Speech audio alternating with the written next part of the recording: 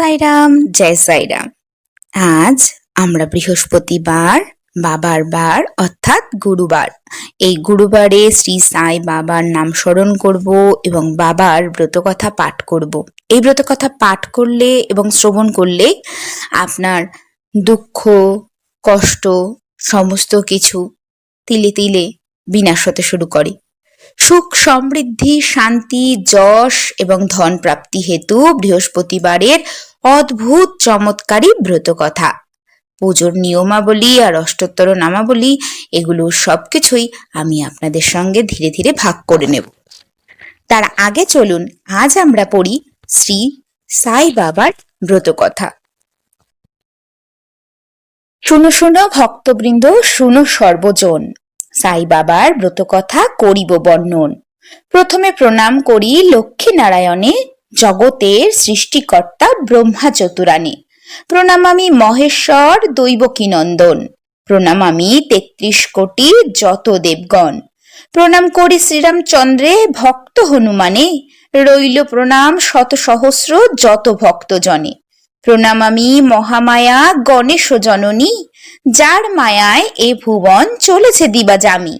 বন্দনা করি এবে লক্ষ্মী সরস্বতী, সিদ্ধিদাতায় প্রণাম করি হয়ে হৃষ্টমতি। গুরুদেবের বন্দনা করি ধরিয়া চরণ, যাহার কৃপায় পাই ইষ্ট দর্শন। গুরু ব্রহ্মা গুরু বিষ্ণু গুরু মহেশ্বর, গুরুর দয়াতে পাই জগত ঈশ্বর। এইবার সাই বাবা সাধুরে চরণ, পুজিয়া তাহার কথা করিব বর্ণন।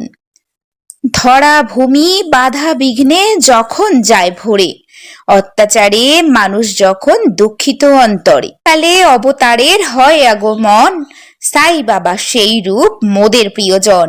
ঈশ্বরের অংশ তিনি লোভিয়া জনম, অসহায় মানবেরে করেন রক্ষণ। ১৮৩৮ সনে পাথের গ্রামের ঘরে জন্ম নিলেন সাই বাবা ব্রাহ্মণ পরিবারে।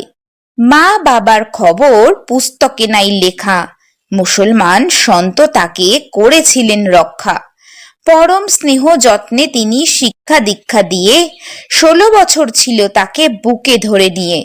তারপর একদিন ত্যাজিয়া সেই স্থান, গুরুর আদেশে সাই শিরডিতে যান।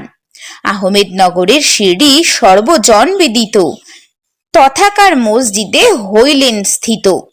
শনি মসজিদ নামে বিখ্যাত সেই স্থানে, দ্বারকামাই নাম তার হলো কালক্রমে। সেইখানে থাকি সদা বিভূতি দেখাইয়া, অগণিত মানবেরে সাই আনিত টানিয়া। জল দিয়া প্রদীপ জ্বালি শূন্য হতে আনি, রসগোল্লা খাদ্যদ্রব্য সব নাম না জানি। তারপর বলতো শত জ্ঞান ও গর্ভ কথা, অলৌকিক কার্যেতে মুগ্ধ হতো যত শ্রোতা। শুভ্র বস্ত্র পরতেন সদা কাঁধে ঝোলা, হাতে নিতেন শুধু একটি টিনের থালা। থাকতো লোটা চিমটা আর ছিন্ন কম্বল, মসজিদে থাকতেন পড়ে এই ছিল সম্বল। ভিক্ষা করে চাল আনি অন্ন রন্ধন করি, পশু পক্ষীকে দিয়ে তবে খেতেন পেট ভরি।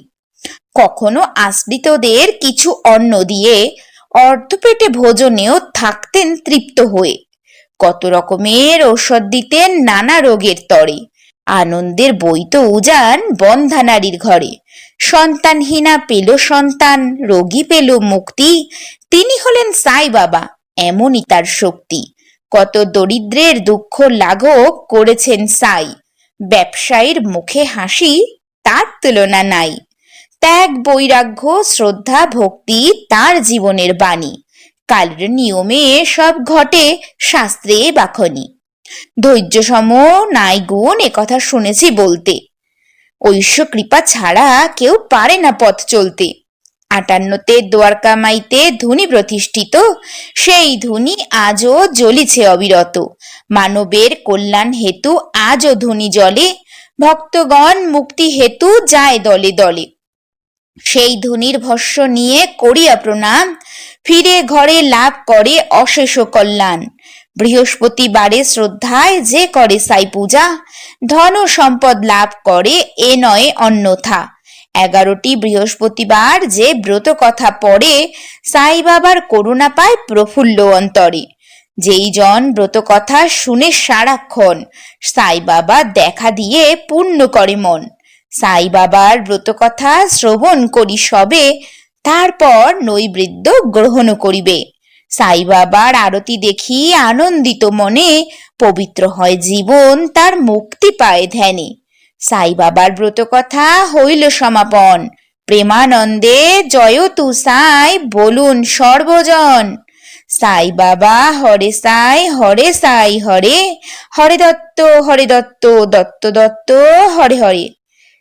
শ্রী সচ্চিদানন্দ সদ্গুরু সাইনাথ মহারাজ কি জয়। সাই বাবার ব্রত কথা সমাপ্ত।